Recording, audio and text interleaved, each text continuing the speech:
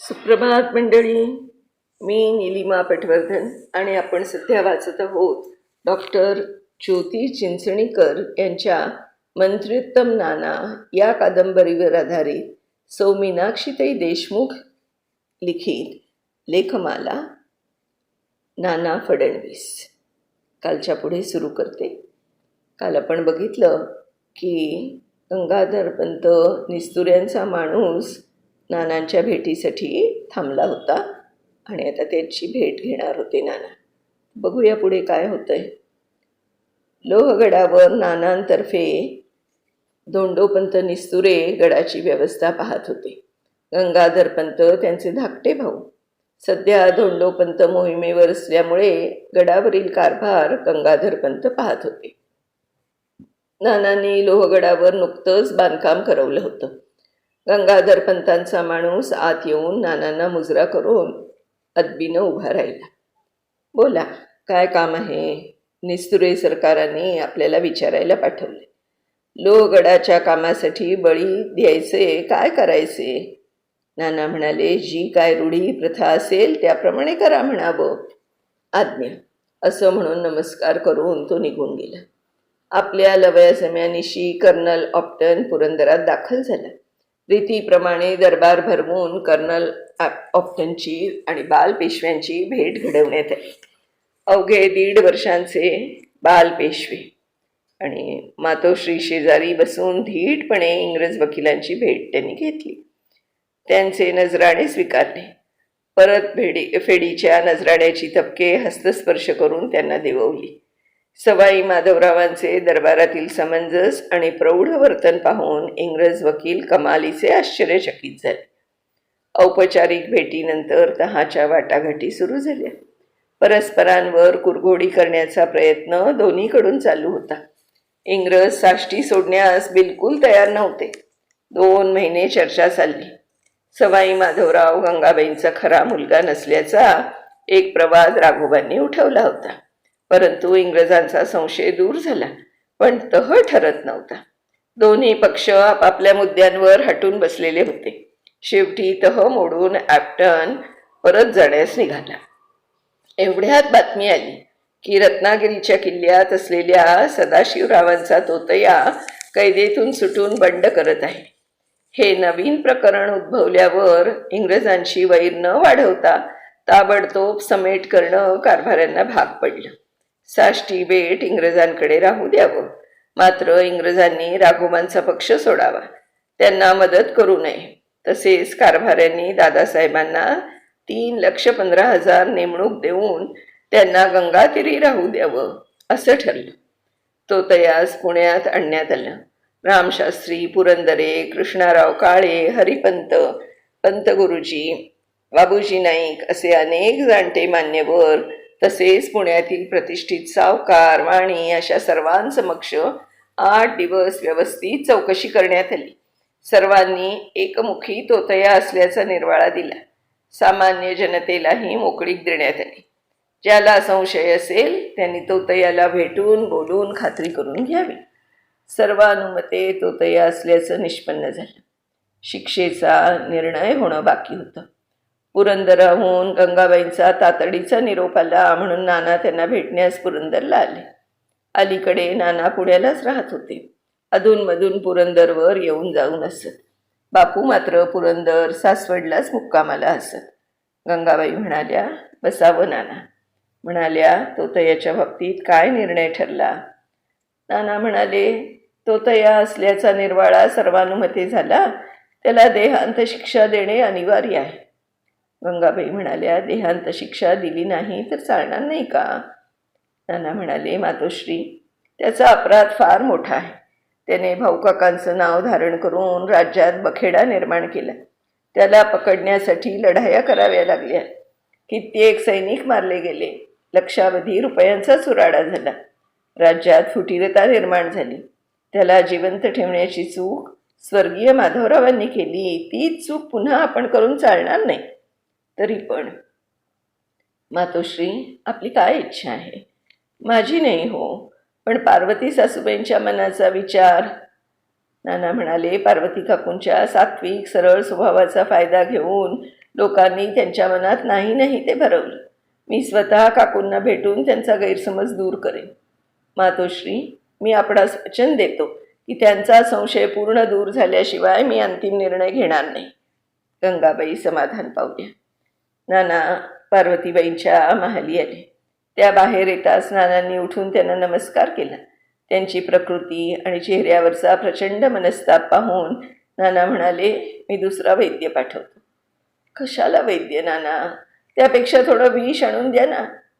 काकू, शब्द ऐकताच नानांच्या मनाला फार क्लेश झाले. ते हात सोडून म्हणाले, काकू असं नका बोलू. माझी काही चूक झाली असेल तर शिक्षा द्या. आपला तो अधिकार आहे. नाना, खरंच ते आवाज भरून आल्यानं पार्वतीबाईंना पुढं बोलवे ना. काकू, आपली कशी खात्री पाठवून देऊ? मी सर्व प्रकारे चौकशी करूनच या निर्णयाप्रत आलोय. काकू, काही लोक भाऊकक्का असण्याचा गाजावाजा करून तुमच्या सरळ स्वभावाचा फायदा घेऊन तुम्हाला राजकारणाच्या पटावरचा मोहरा बनवत आहेत. काकू म्हणाल्या, मला राजकारण कळत नाही, पण माझ्या मनाला वेडी आशा. भाऊकक्का मला गुरुस्थानी आहेत. काकू, राजकारणाचे पहिले धणे मी त्यांच्याकडूनच शिकलो. आमच्या तीर्थरूपांच्या निधनानंतर फडणीशी अल्पवयात अंगावर पडली. त्यावेळी भाऊकाकांनीच आधार देऊन मला सांभाळून घेतलं होतं. पानिपतच्या स्वारीत माझी प्रकृती बिघडली तेव्हा आपण दोघांनीच माझी काळजी घेतली होती. कधी कधी केवळ माझ्यामुळे आपण फौजेचा मुक्काम खोळंबवला होता.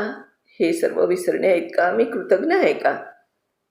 पार्वतीबाई म्हणाल्या, इकडच्या स्वारींची तुमच्यावर फार मर्जी, पण कोणी काही उलट सुलट सांगतात, त्यामुळे तुमच्याबद्दल गैरसमज झाला. तुमच्यावर माझा पूर्ण विश्वास आहे. योग्य वाटेल तो निर्णय घ्या. निर्णय आपल्यालाच घ्यायचा आहे. आपली इच्छा असेल तर आपली एकांतात भेट घडवण्याची व्यवस्था करतो. नको, कुणा परक्या माणसाला एकांतात भेटणं पेशव्यांच्या इब्रतीला शोभण्यासारखं नाही. ठीक आहे, आपल्या महालात मी स्वतः त्यांची भेट घेतो. त्यावेळी त्याला आपल्या नजरेखालून घाला आणि खात्री करून घ्या. दुसऱ्या दिवशी सदाशिव भाऊंच्या दिवाणखान्यात बैठक घालण्यात आली. तो तयास बेड्या न घालता शनिवार वाड्यात आणण्यात आलं. शनिवार वाड्याची भव्यता, पेशव्यांचं खानदानी महाल तोतयाने जवळून पाहून त्याच्या मनावर दडपण यावं असा नानांचा हेतू होता. तो सफल झाला. दिवाणखान्यात तोतया एकटाच होता. त्याने चौफेर नजर फिरवली. प्रशस्त दिवाणखान्यात लटकणारी हंड्या झुमरं कोणाड्यात 1.5-2 हात उंचीची गणेश मूर्ती सगळं तो एका कोपऱ्यात पाहत बसला. गणेश मूर्ती आपल्याकडे रोखून पाहत असल्याचा त्याला भास झाला. एवढ्यात नाना आत येताना दिसताच तो चटकन उभा राहिला. नाना तोतयाकडे रोखून स्थिर नजरेने थोडा वेळ पाहत राहिले. त्या नजरेने तोतया अस्वस्थ झाला. नाना म्हणाले, तू भाऊकाका नाहीस हे मला सुरुवातीपासून माहीत आहे. तू भाऊकाका असतास तर मला पाहून उभा राहिला नसतास. हा महाल खुद्द भाऊकाकांचा आहे. त्यांच्या या वास्तूत या श्री गजाननास स्पर्श करून खरी हकीकत तुझ्या मुखानं सांग. तोतयाचं अवसान गळून तरडू लागला. नाना कडक शब्दात म्हणाले, रडू नकोस. या गजाननास स्पर्श करून खरं काय ते सांग. त्याने गणेशाच्या मूर्तीला स्पर्श करून रडत सांगू लागला, मी सुखलाल कनोजा ब्राह्मण. घरातील कटकटींना कंटाळून घर सोडून भटकत होतो. लोकांनी भरीस घालून दिलं. म्हणाले, तू सदाशिव भाऊ सारखा दिसतोस. मीही मोहाला बळी पडलो. नाना म्हणाले, मागे स्वर्गीय श्रीमंत माधवरावांनी एकदा चौकशी करून शिक्षा झाली असता पुन्हा धाडस कसं केलंस? मी नाही धाडस केलं. लोकांनी मला नाचवलं, तसं नाचणं मला भाग पडलं. म्हणाले, आता पेशवाईला कोणी वाली नाही. या संधीचा फायदा घेता येईल. त्यांनी मला कैदेतून सोडवलं. माझ्या नावावर फौजा गोळा केल्या, लढाया झाल्या. यातलं मला काही माहिती नाही. नानांनी शिपायांना बोलवून तोतयाला घेऊन जायला सांगितलं. तो गेल्यावर पडद्याआडून पार्वतीबाई बाहेर आल्या. डोळे सुजलेले होते. रागाने म्हणाल्या, नाना, माझी शंका दूर झाली. इकडचं नाव सांगून धुडगूस घालणाऱ्या या दुष्टाचं मस्तक मेकसूने ठेचून काढा. दुसऱ्या दिवशी संध्याकाळच्या वेळी तोतयास शासन देण्यात आलं. काही ठिकाणी असाही उल्लेख आहे की देहांत शासन दुसऱ्याच कोणाला दिलं आणि भाऊंच्या तोतयाला दूर किल्ल्यात कैदेत ठेवलं. असो, नाना लोहगडावरील बांधकाम पाहण्यास गेले.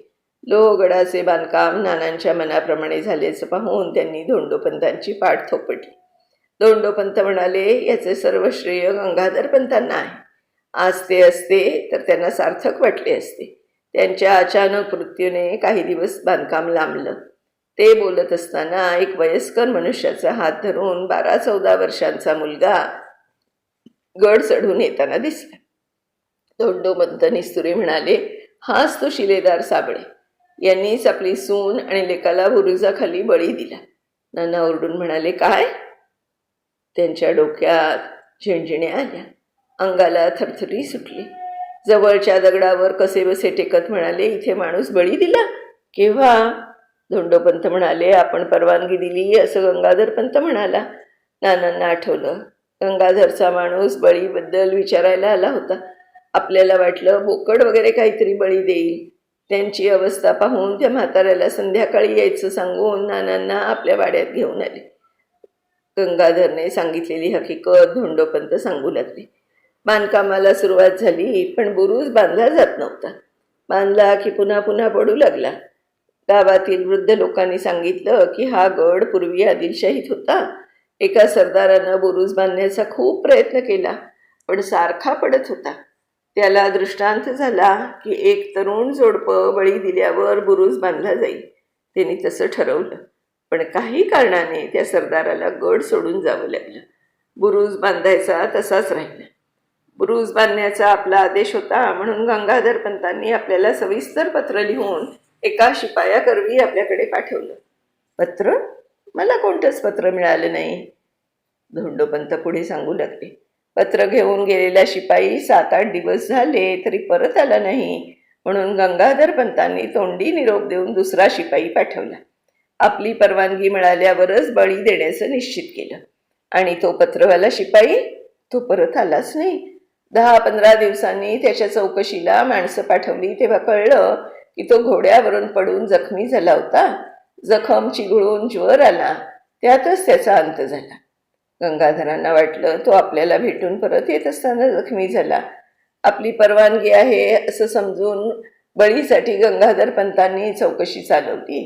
तेव्हा हा साबळे शिलेदार स्वतःहून आला.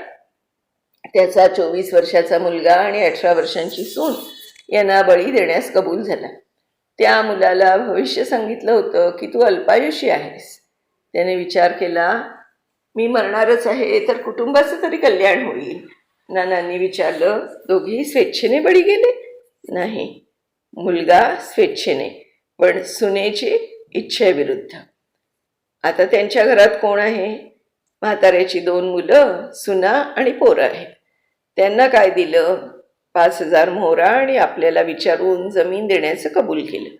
नाना म्हणाले, संध्याकाळी त्यांना बोलावून घ्या आणि तळशी गावापासून लोहगाव या संपूर्ण भागाशी पाटीलकीचे कागदपत्र तयार करून त्यांच्या सुपूर्द करा.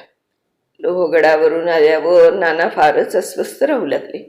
अन्नपूर्णाने कारण जाणण्याचा प्रयत्न बराच केला, पण तिला काहीच पत्ता लागू दिला नाही.